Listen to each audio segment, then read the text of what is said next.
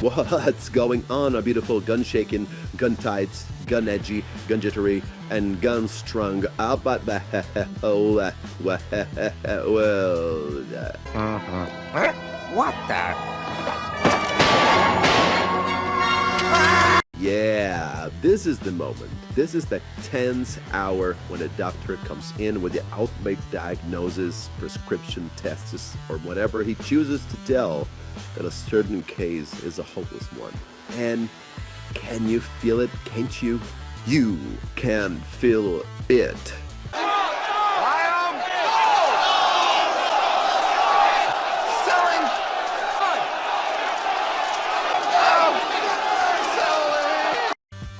Honestly, this is old news that SUPERGIRL will suck fluff-fail.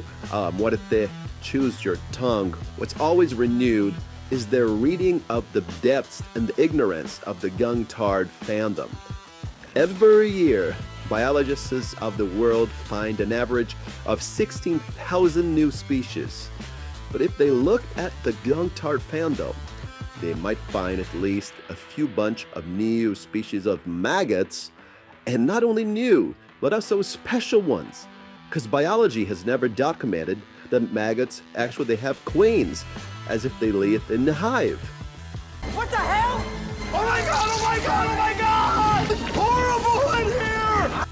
It's absolutely clear and easy to understand what is the whole deal of Snyder fans with the DCU.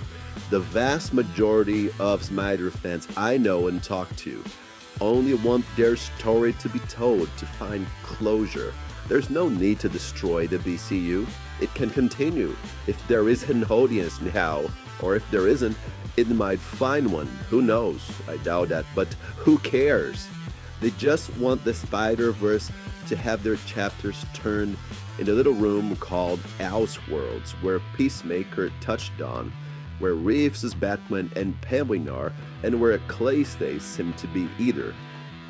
Not a big deal, just logic and the notion that the families must feel happy and get united.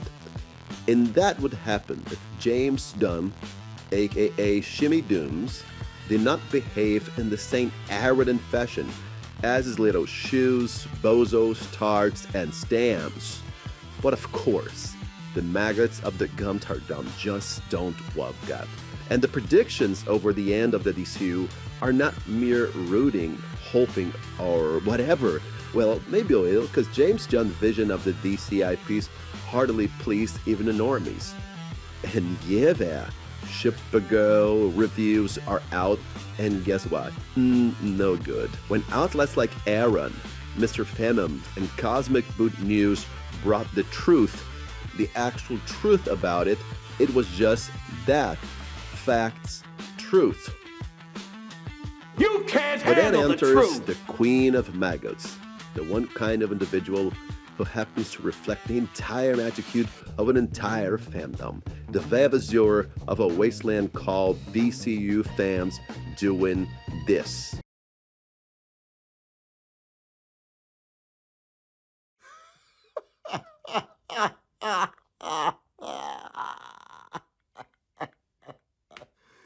Oh man, L after L after L. Man, the mighty has fallen. The whole, trending event, restore the Snyderverse, didn't even make a blip. Oh man, all you grifting YouTube Snyderverse is coming back. Who's that? That Aaron Ginger Fisher, and then you got the lethal gobblers, whatever their name is, and then you got harsh dicks, whatever their name is. And then you go 4K slow. Oh man, I feel sorry for you. I really do. Good luck with the next trending event. That's not gonna even trend. I mean, let me get this. Guntardados keep on pushing the button. That Snyder fans can't move on. That Snyder himself can't move on. That everything Snyder and DCU is a failure. It's dead. And they must move on. But who's really not moving on? Who's really fret, scared, tense over the turn of the tides coming from July on, when the LA Suns will have the upper hand on all the actual global entertainment. There. That is like Truth 31 are the reason why a change of positioning has been stated and asked on by every Snyder fan, by every real DC fan, as you will see now. I think this is ridiculous at this stage. I really hope the merger goes through, and I really hope all the Guntards get the exact same treatment that we got with it being yanked out from underneath us, and I hope Man of Tomorrow never gets released. All of you, I've had it.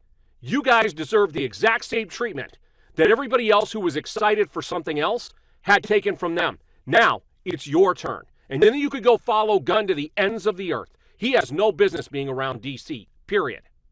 And Aaron, our bravest DC defender, well, he's not alone.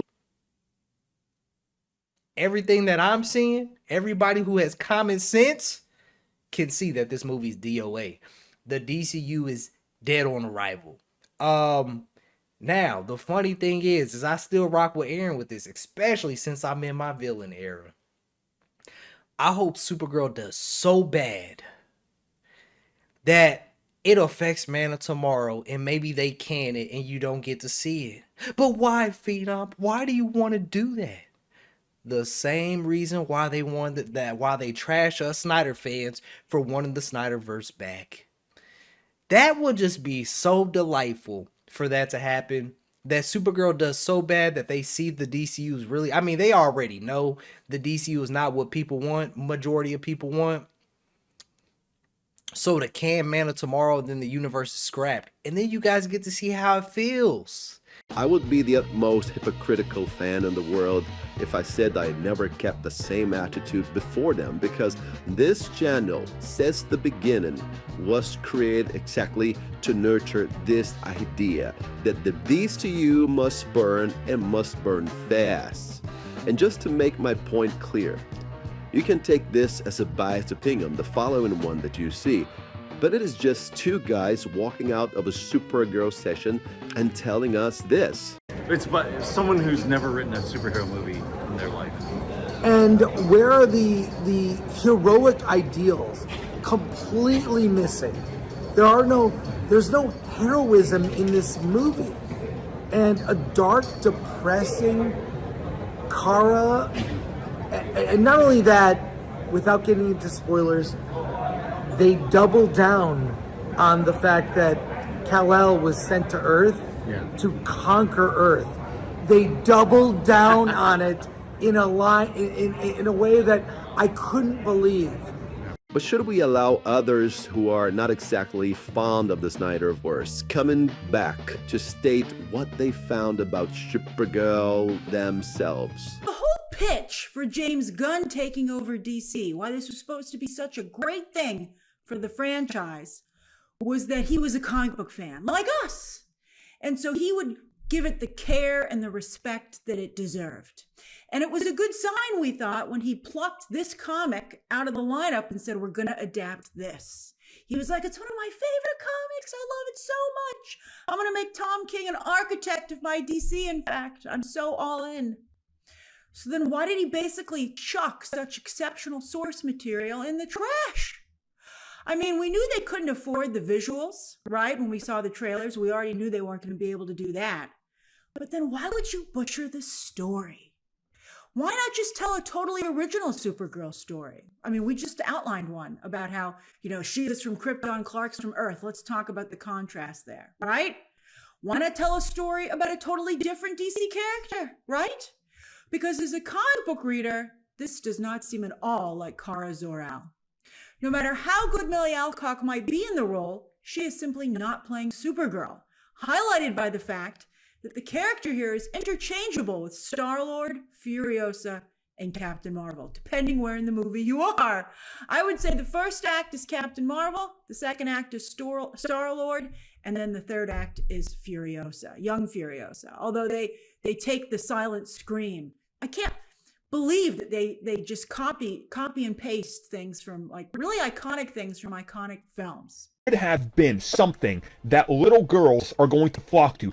It should have been a film that is meant to represent women at their best. Instead, the film somehow missed that memo, and it decided that what it wanted to be was what the memes accused it of it was going to be, which is slap Guardians of the Galaxy and Supergirl together and don't do the best parts of either side of the coin. I am so disappointed. This is disappointing. James Gunn, Craig Gillespie, everybody in charge of this dropped the ball. And it's unfortunate because had this been an actual good script and had it been actually based on the story it's supposed to be based, Millie Alcock would be highlighted as one of the greatest actresses to a comic book character we've ever seen. Unfortunately, you can't even give her that here because what she has to work with is a pile of goddamn horse manure that she's trying to make the best out of. And God knows she does, but unfortunately, it holds her back. What a disappointment. All of the outlets, a lot of the outlets, not all, a lot of the outlets that people would consider part of the machine or shill media or whatever, they don't like this movie. It's like surprising me. I mean, and like for Variety to say that, I was like, wow, did James Gunn not pay the toll for this movie? Or like, what is going on? Because there was a little bit of controversy behind her, what she's had to say. This is what they have to say. Supergirl is a super horrendous comic book movie with the worst script I can remember. James Gunn said he wasn't going into production on any movie until the script was rock solid. He did say that. For that was the overriding problem with the superhero overkill era. It was more about what they kept inserting into the script. And we know what it was. It was all the modern audience pandering. That's what it was that was destroying the movies and the television shows. If they had stayed course and never went into that agenda, they could have put out as many Marvel movies, as many Star Wars movies as they wanted, as many DC movies. As long as they were doing quality, people would have loved it. The films had lousy scripts, which served as grids for layering visual effects. Gunn was right to take the comic book genre back to the basics of well-structured writing. So what has he done in his second DC outing? He's given us a comic book movie with the worst script I can remember. However, this movie is bad. It is it's just a little bit better than terrible. So I won't say it's terrible, but it's bad. The writing was absolutely dreadful. It felt completely disjointed all over the place. The dialogue is awful, like just absolutely awful. Also, they put Krypto in peril, which you see in the trailers, but they put Krypto in peril before they show you the real bond between Kara and Krypto, which would have been far more effective if they did that first and then put Krypto in peril, because otherwise it just felt like a plot device at that point. And really, the movie felt just like a collection of scenes that moved from here to there. Again, it's not Madam Web, it's not Morbius, it's not Craven. It's better than all those, but it is straight up a bad film. James Gunn needs to decide if he's going to direct everything in the DCU or if he's going to actually act as the CEO and oversee everything properly and give it his attention, because if Supergirl is any indication of what we're going to get in the DCU when he's not directing and he's not giving the proper attention to everything as the CEO, the DCU's in for a rough ride. Well, I'm sorry to bring you the updates, Guntards, but the numbers are in and they're kicking James Gunn out. I think they're just going to be really surprised. I think they're really going to be surprised. I feel sorry for her because she's flying around the world, coming to set, shooting with me, coming back, having them do more press, flying back. It's hard. It's hard. But I think they're just going to be really surprised. It's hard. It's hard. But Not too much confidence, right? So here's the thing, Guntardados, that you must know. Even if the word of mouth saved those movies somehow, it still does not change the fact of how scared, bothered, and disturbed you are over people so little and despicable like Snyder fans. If you actually take the trouble of piercing through their bubble to envy their dog life, according to you, of course, while you see them enjoying the happiest time of their lives now, for everything they said has come to pass. And just to state that again, the DCU needed a rocket beginning, something that would break all the barriers, a champion start. But is that what we're getting now? Well, soon enough, there's more glorious, glorious, glorious things that will come to pass.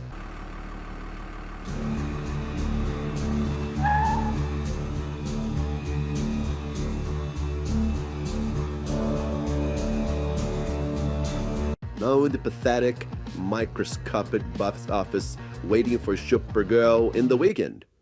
We try to keep politics and movies separate here, but sometimes they're unavoidably cross over a bit here. So one cannot do this without pointing out Donald Trump really hates James Gunn.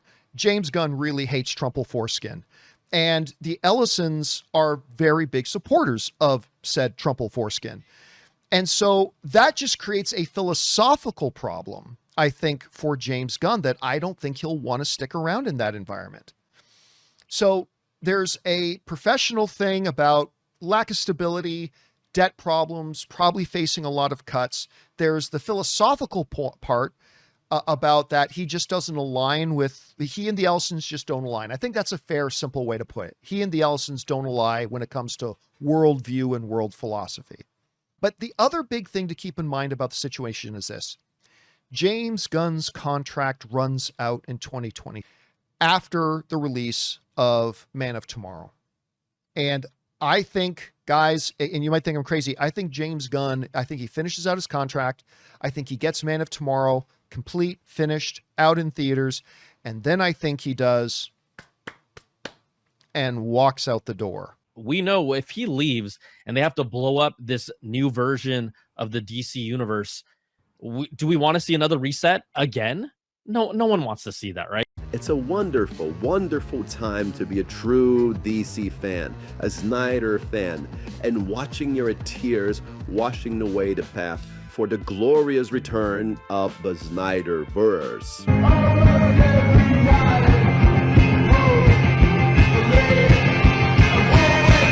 And to truth, my dear cousin, I know your Discord, how pathetic it is. How much lately you guys are basically only throwing the Spider-Man conversations and no real DCU action. You just don't trust James Gunn, I've seen it. And you and your little fruit hearts out to laugh and stock of the entire internet. But how is it possible? How could I possibly know that? You should run a check urgently. Like, subscribe, share, whatever. See ya.